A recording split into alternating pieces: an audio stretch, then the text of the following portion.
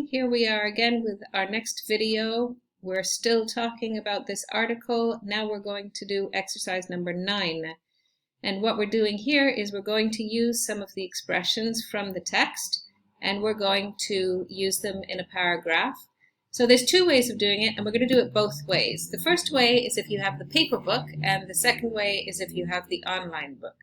So let's do the online book first because it's actually easier. The instructions say, in pairs, put the lines of a teenager's views into the correct order, then listen and check. Okay, so this is a teenager is talking, and this is what the teenager says, but the conversation is all messed up. It's in the wrong order. Let's go online to our book. Okay. This is the same conversation, okay, the same instructions, but a different way of doing it.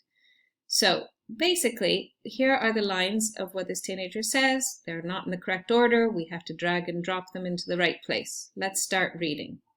At the moment, I'm living in a leafy neighborhood of a picturesque town with quaint something. And so let's choose a sentence. With quaint food. No, quaint doesn't go together with food.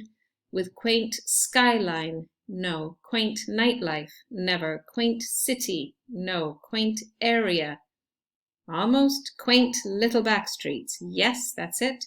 So I'm going to drag and drop that in here. So, I'm living in a leafy neighborhood of a picturesque town with quaint little back streets. It's so boring. I dream of a bustling food, no. A bustling skyline, no. A bustling nightlife. We don't say a bustling nightlife. So no. A bustling city, yes. A bustling area. I'm going to go for city. Let's drag and drop, see if it works. Okay. So I dream of a bustling city with a multicultural population and an iconic food. No, we don't say an iconic food. Food doesn't take an. An iconic skyline. Yes, but let's keep checking. An iconic nightlife. No, we don't say a nightlife.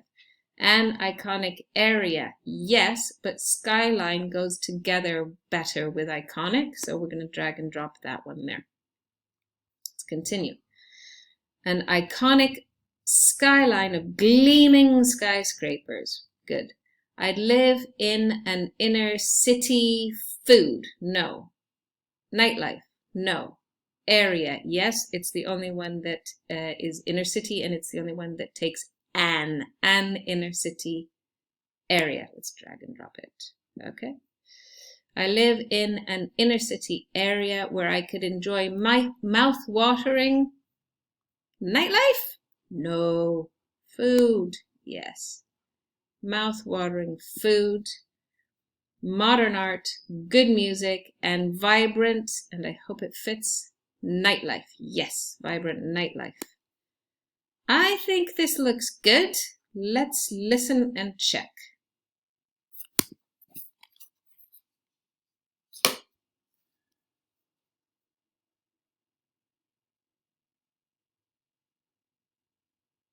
Come on, Mr. Recording.